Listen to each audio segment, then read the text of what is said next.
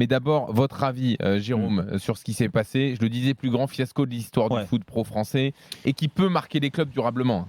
Oui, mais c'est ça le plus important, et pas que les clubs professionnels.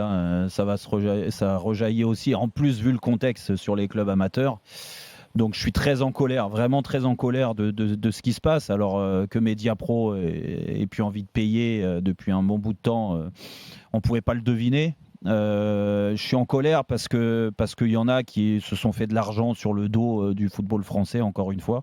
Pas forcément que sur les présidents, parce que les présidents, à l'arrivée, moi je peux comprendre aussi que l'objectif était d'atteindre ce milliard et qu'il n'y ait pas eu toutes les garanties de prise, parce que dans l'excitation, il faut savoir quand même que la majorité des présidents, c'est leur argent aussi. Donc il faut aussi voir ce côté-là.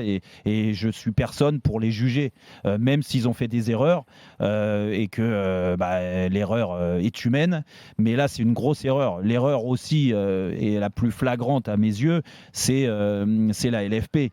C'est Monsieur Quillot qui est venu plusieurs fois ici sur les plateaux des RMC pour nous raconter ce qui se passait, le fait d'être content. C'était sa mission de récolter ce milliard. L'ancien directeur général de la Ligue. Oui, et aujourd'hui, bien sûr, il faisait le binôme avec Nathalie Bois de la Tour. Plus de son, plus d'image, parce qu'il est plus à la Ligue. Mais quand même, j'espère que... Après, tu sais comment ça se passe à la Ligue. Le poste de directeur général ou de président, il est appuyé par les présidents les plus influents. Ouais, non, mais et voilà, il ne faut pas les oublier non plus quand on cherchera des responsables. Je les oublie pas. Et puis, le but aujourd'hui, c'est pas de chercher qui est responsable de ce fiasco, comme tu l'as dit, parce que là, le mal est très profond.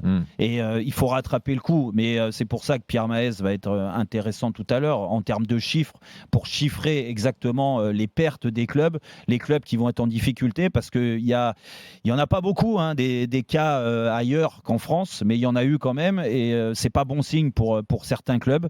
Donc c'est pour ça que Pierre va nous mettre ça en avant. Mais pour en revenir, bien sûr que, comme disait Loïc, on a une pensée toute particulière aussi pour tous les journalistes et tous ceux qui avaient un contrat là-bas. Il y a les consultants aussi, les pigistes, tout ça, tous ceux qui se sont les techniciens, les réalisateurs, inscrits, bien sûr, l'ensemble, tous les salariés touchés. ensemble, on est bien sûr très touchés aussi pour eux.